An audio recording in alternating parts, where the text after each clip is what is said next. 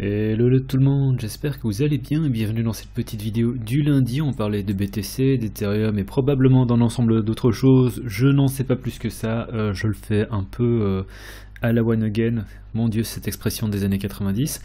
Alors, BTC sur la plateforme de notre cher sponsor PrimeXBT, il n'y a pas grand chose à dire, hein. On est toujours, enfin j'avais parlé, je sais plus quand, mais déjà depuis un certain temps, de cette idée de range, et que pendant ce range, ben, on aurait potentiellement une mini alt season. Alors pour le moment, la alt season, elle est pas trop là, les marchés sont assez calmes, et tout ce qu'on peut attendre, c'est tout simplement, dans un premier temps, je voudrais dire sur une échelle de temps, en intraday, en 4 heures, un breakout ici.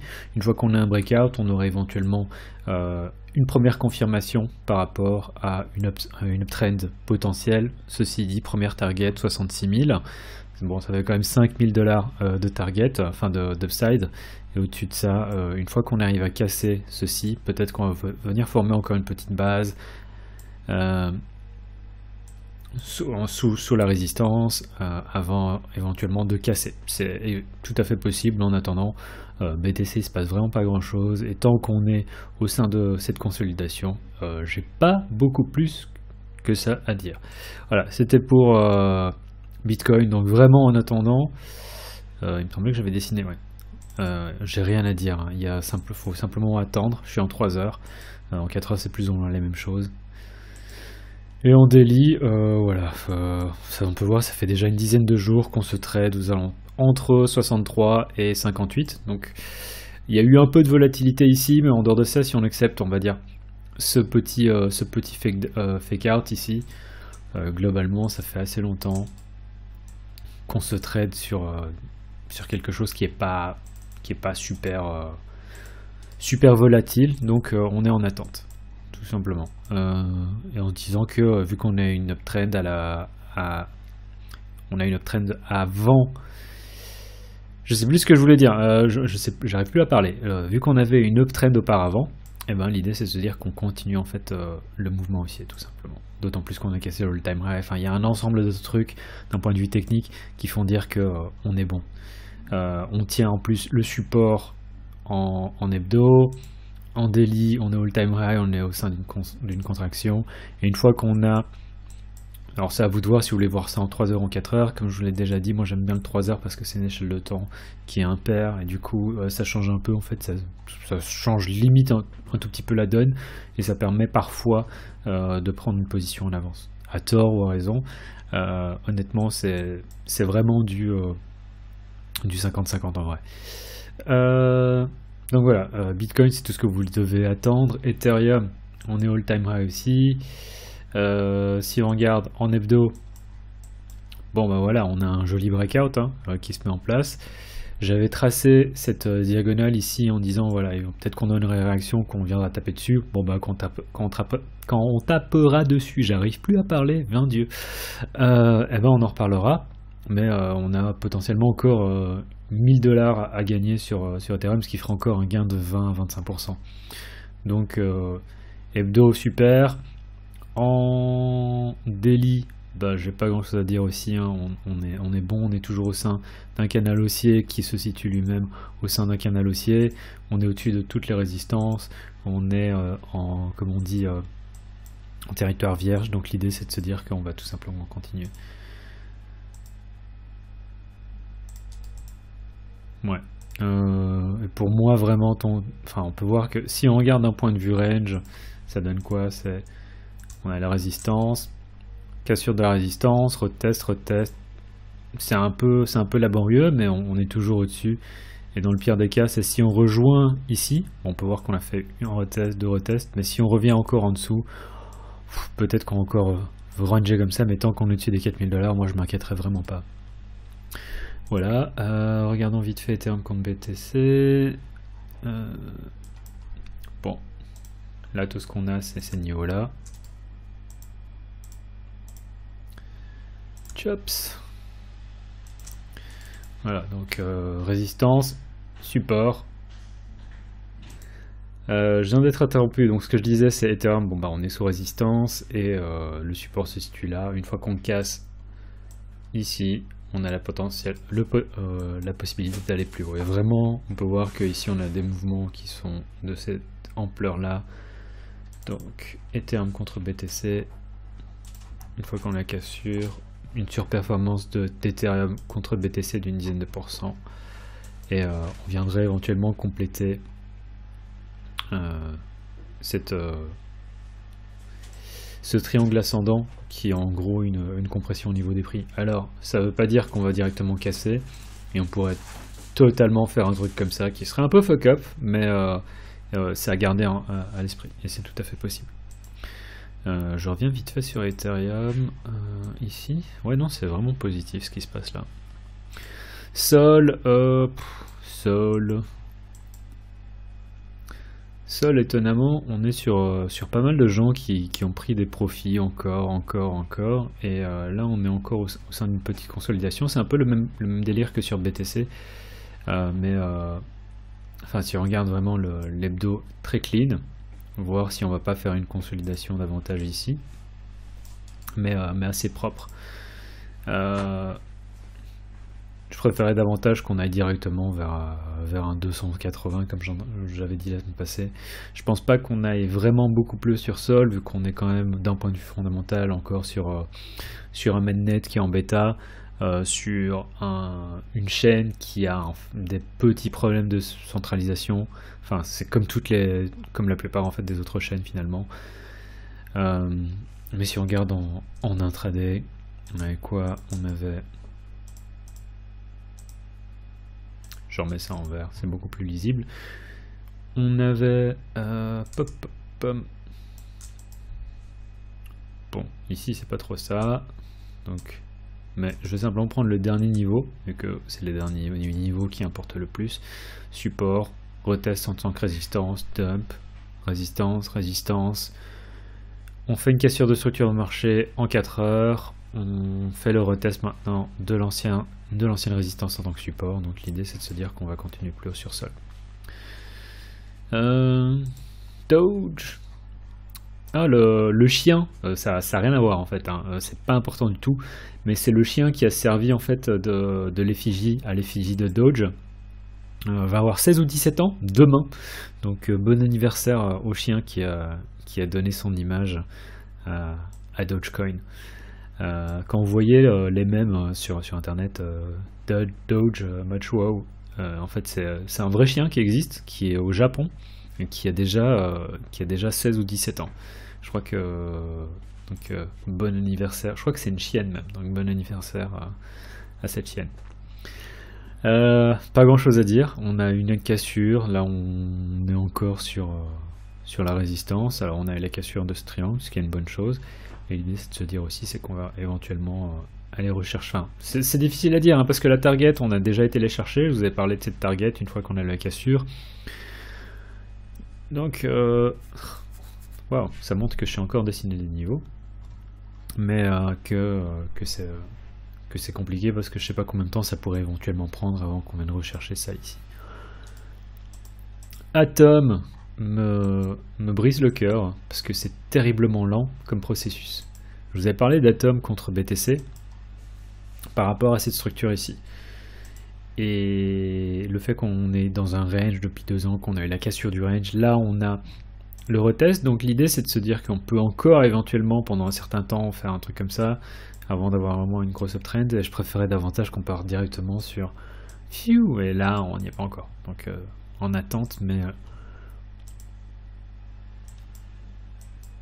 ouais, quand on regarde en daily ça pourrait aller, on pourrait dire, enfin, mais il y a tellement peu de volat. Enfin, quand vous regardez c'est du daily, hein, donc pendant 20 jours il n'y avait presque rien eu, puis on a une cassure, puis on a un retest, et puis il se passe rien.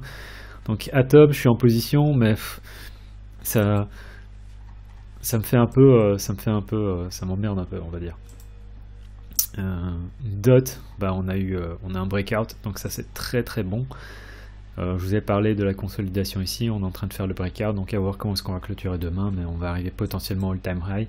Et si demain on clôture dans le vert, on peut se dire qu'on peut encore continuer. Alors combien de temps est-ce qu'on va devoir attendre, parce qu'on peut voir qu'à chaque fois on a des mouvements qui sont un peu lents, mais globalement ça c'est positif ce qui se passe aussi. Sur Dot, c'est bien aussi. Curve, teste ma patience un peu comme Atom. Alors Curve, j'en ai parlé aussi d'un point de vue, quand on regarde en weekly. Voilà, c'est aussi depuis un an en fait, c'est en range, on est en train d'effectuer potentiellement, on est encore sous la résistance. On a travaillé 1, 2, 3, 4, 5, enfin tellement de fois la résistance que je me dis qu'on va venir par la casser. Et que ça pourrait être chouette contre la paire USD. En attendant, on n'y est pas encore. Et c'est un peu lent, on va dire. Et je suis en position aussi, j'attends toujours, et voilà. J'en ai parlé déjà 2 fois au cours des vidéos. Comp, il y a un truc qui pourrait vraiment être cool. J'en ai parlé en fait déjà à l'époque ici, lorsqu'on a eu la cassure, puis on a fait le retest, puis là on refait une cassure. Donc 2 fake out, c'est rare, on a un deuxième fake out, ça c'est très positif. J'avais dit, je crois à l'époque, on est sous résistance, donc il va falloir attendre. Mais honnêtement, pour moi, on peut déjà prendre une position sur Comp, et l'idée, moi je verrais bien carrément 450 arriver, quoi. Donc Comp, très très positif aussi. Shiba, bon j'en parle vite fait, mais en vrai j'ai rien à dire là-dessus. On est dans un range et on a une volatilité qui s'est un peu calmée. Et est-ce qu'on pourrait avoir un arrêt, je vois pas en fait c'est quoi. Enfin, on pourrait encore avoir un truc qui nous emmène très haut. C'est pas impossible sur Shiba. Mais dans tous les cas, la première target c'est les 8000. Je sais pas, c'est des millièmes, des 10 millièmes de centimes. Donc vous achetez des millions de tokens. Moi je suis pas un gros fan du truc. Même à trader, j'ai pas trop envie d'y toucher, quoi. Donc libre à vous. Uni, potentiellement quelque chose. Mais on est toujours en attente aussi. Je sais plus où on était la semaine passée. Quand j'en ai parlé. Attendez, on était ici. Et j'avais parlé d'une récupération du range dans un premier temps, et dans un deuxième temps, la cassure de cette oblique. J'aimerais bien qu'on récupère, en fait, justement, ce niveau. Une fois qu'on récupère, c'est un premier signe, et vous pourrez éventuellement prendre déjà une position en vous disant ok, et j'ai une cible à 1 R, et à partir de ce moment-là, on pourrait même potentiellement aller plus haut. Ça risque de prendre du temps, comme vous avez pu voir sur Curve, comme vous voyez sur Atom, même sur Dot. Bon, Dot a fait enfin son breakout, mais ça risque de prendre un peu de temps. Mais Uni, j'aime aussi bien. Donc franchement, Uni, Comp, Curve, Dot, Atom, il y a un ensemble d'opportunités sur le marché. Solana, Serum aussi, pas mauvais du tout. Serum,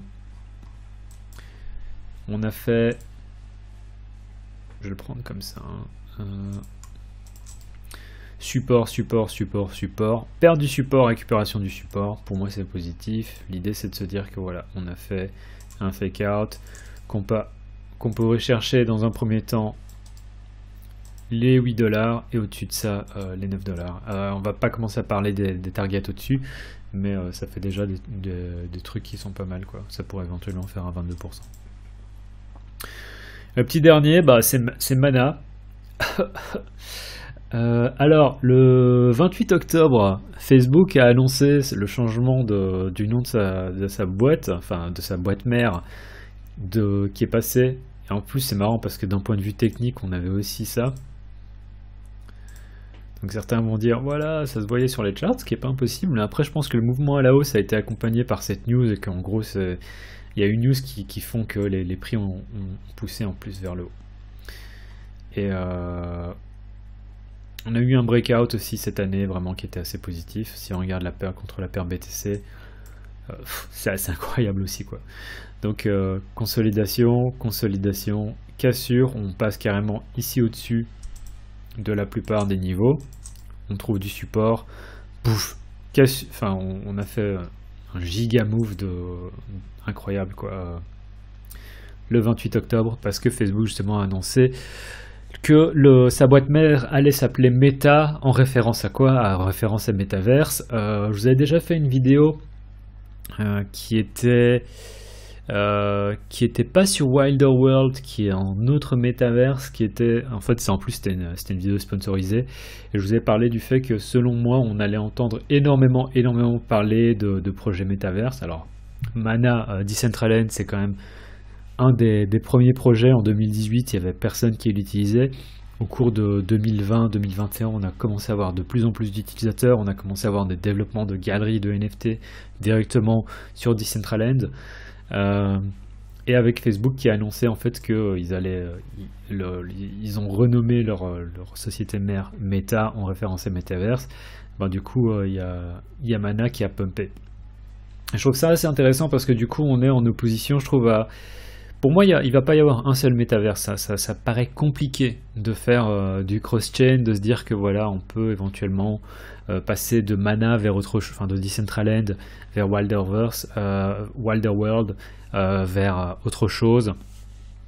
Donc pour moi, il va y avoir un ensemble de projets qui vont se développer. Est-ce qu'il va y en avoir un au bout d'un moment qui va être plus important que les autres et qui va manger tous les autres, qui va manger en fait, c'est un peu comme ce qui se passe avec Instagram, quand on regarde tous les réseaux sociaux reliés à la photo, en fait c'est Instagram qui mène tout.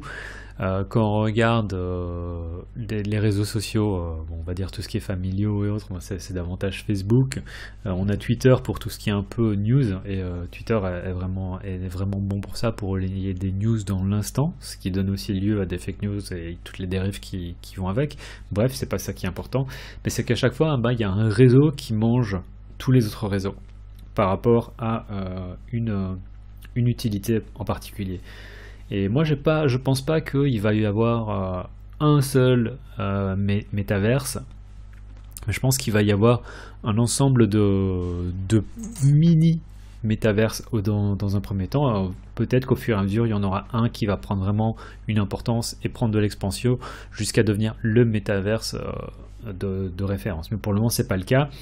Et si j'en parle, en fait, c'est parce que Mana, en fait, c'est quand même un projet de métaverse décentralisé. Bon, c'est une espèce ça a potentiellement la possibilité de devenir une espèce de Second Life.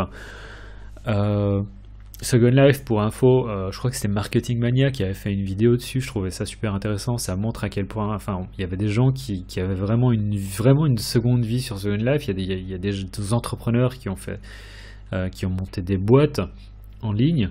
Et Mana, ça pourrait être ça d'un point de vue décentralisé sur Ethereum. Et quand on regarde Meta, le projet de Facebook de créer un métaverse, ça va un peu à l'encontre de ça, dans le sens où Ethereum, ça reste quand même un projet décentralisé, quoi que certains en disent, et Facebook, ce sera loin d'être le cas. Donc on aura une espèce d'opposition entre le projet ouvert et de l'autre côté, en fait, on aura le projet Facebook qui sera pas du tout décentralisé, où toutes les règles seront conduites par Facebook. Ce qui donnerait, si on a vraiment un métaverse qui se développe sur Facebook, et à ce niveau-là, n'hésitez pas à regarder ce qu'est Roblox, la manière dont aujourd'hui beaucoup de gens traînent sur... comment ça s'appelle encore je vais me faire traiter de boomer sur Fortnite. Je veux dire, on a actuellement beaucoup de gens qui simplement se connectent à Fortnite pour parler avec des potes.